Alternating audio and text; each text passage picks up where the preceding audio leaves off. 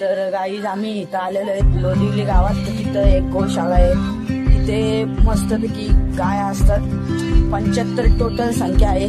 तर आम्ही चाललेलो आहे. आमचा हरिपाठ होता इथे. तर चाललोय गाई.